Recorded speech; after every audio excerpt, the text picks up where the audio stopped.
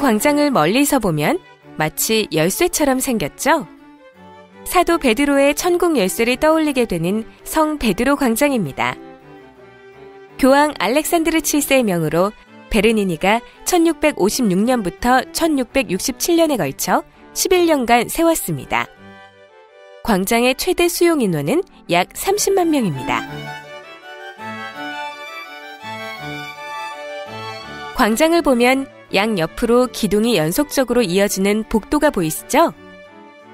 광장을 감싸고 있는 듯 보이는 이것이 반원형으로 생긴 회랑인데요. 회랑은 그 자체만으로도 웅장하고 멋스럽죠? 기둥이 과연 몇 개나 있을까 세어보게 되는데요. 회랑을 이루는 굵고 강직한 토스카나식 기둥은 284개이고 벽에서 돌출된 기둥 88개로 이루어져 있는데요. 대리석 기둥은 회랑 바닥에서 천장까지의 높이가 16m나 되고 기둥 위에는 높이 3.2m의 성인상이 140개 세워져 있습니다. 거대한 회랑을 광장 양옆에 놓은 까닭이 있는데요. 미켈란젤로가 설계한 성당의 돔을 그리스도의 머리로 하고 반원 형태의 회랑 2개는 그리스도의 팔로 묘사함으로써 성 베드로 대성당이 두 팔을 벌려 사람들을 포용한다는 의미를 담고 있습니다. 베르니니는 이곳에 오는 모든 종교나 종족, 언어, 관습 등을 초월하여 하나님의 집에 초대한다는 그리스도의 참모습을 보여주고 싶었습니다. 또한 성당과 광장이 합해지면서 떠올리게 되는 열쇠 모양은 그리스도가 베드로에게 부여한 천국문의 열쇠로서 가톨릭의 교권을 상징하고 있습니다. 광장 가운데에는 오벨리스크가 솟아있죠? 이곳에서 성 베드로 성당을 등지고 광장을 바라보면 광장 끝에서 시작되어 천사의 성까지 연결된 대로가 한눈에 들어옵니다. 이 길이 화해의 길인데요. 이 길은 로마 교황청과 이탈리아 정부가 체결한 라테란 조약을 기념하기 위해 만들어졌습니다. 또한 천사의 성 쪽 좌측에는 바티칸이 오랫동안 감춰왔던 교황의 비상 탈출로가 있습니다. 2007년에서야 비로소 일반인들에게 공개됐었는데요. 이것은 13세기에 만들어졌으며 교황이 위험에 처하면 적을 피해 요새처럼 만들어진 천사의 성으로 피신하는 데 이용됐습니다. 광장에서 대성당을 바라보고 서서 오른쪽으로 보이는 건물은 사도궁전입니다. 교황의 거처인데요. 건물의 꼭대기층 오른쪽에서 두 번째 창문을 자세히 보세요.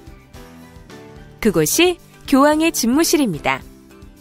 교황은 매 주일 정오 자신의 집무실 앞 발코니로 나와 광장에 모인 순례객들을 축복합니다.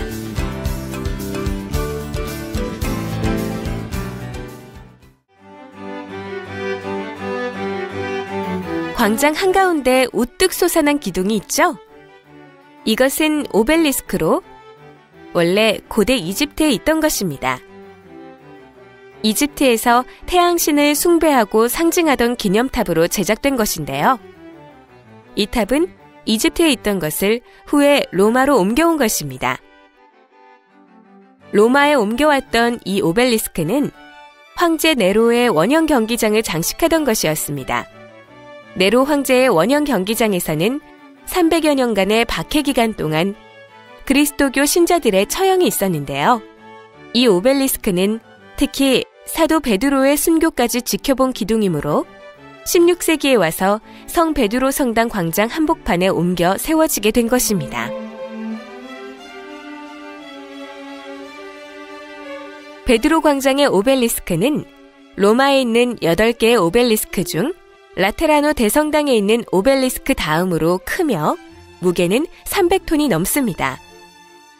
이 거대한 탑을 옮기기 위해 900여 명의 인부와 말 140여 마리, 그리고 현대의 기중기와 같은 47대의 권선기를 동원하여 130여일 동안 작업이 이루어졌다고 합니다.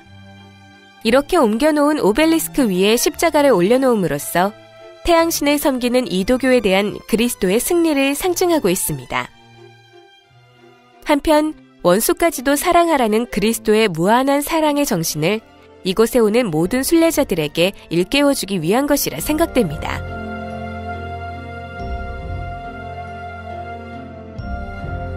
바티칸의 오벨리스크를 옮기는 작업 중에 얽힌 일화가 하나 있습니다. 교황은 거대한 오벨리스크를 세울 때 작업 도중 아무런 소리도 내어서는 안 되고 이를 어기면 사형에 처한다는 명을 내리게 됩니다. 그러나 탑을 옮기기 위해 설치해둔 밧줄에 불이 붙었고 어느 누구도 아무 말도 하지 않았습니다. 그때 한 사람이 교황의 명을 어기고 밧줄에 물을 부으시오라고 소리쳤습니다. 그로 인해 공사는 무사히 마칠 수 있었고 명을 어긴 사람은 교황에게 벌 대신 상을 받게 되었습니다. 상은 그리스도가 고난을 받기 전 예루살렘에 입성한 날을 기념하는 성지주일에 종려 나뭇잎을 공급할 수 있는 권한을 받은 것인데요. 그의 후손들이 오늘날까지도 성 베드로 성당에 종려 나뭇잎을 공급하고 있습니다. 오벨리스크 탑을 중심으로 양쪽에 바로크 양식의 분수대가 2개 있죠? 이 분수들은 아름다움만을 위한 것이 아닙니다. 하나님의 성전에 들어가기 전에 물로써 죄를 깨끗이 씻는다는 상징적 의미를 담고 있는데요. 실제로 반세기 전까지만 하더라도 이곳에 순례왔던 모든 사람들이 이 분수대의 물을 손으로 떠서 자신의 머리 위에 뿌린 후 성당 안으로 들어갔다고 합니다.